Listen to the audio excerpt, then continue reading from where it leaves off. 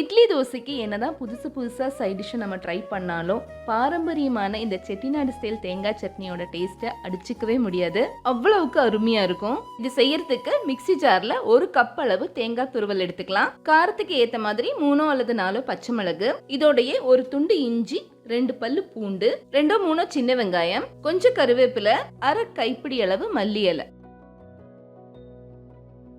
கடைசியா ஒரு சின்ன பீஸ் புளி, தேவையான அளவு உப்பு எல்லாம் சேர்த்துட்டு கொஞ்சமா தண்ணியும் சேர்த்து நம்ம அரைச்சிடலாம்.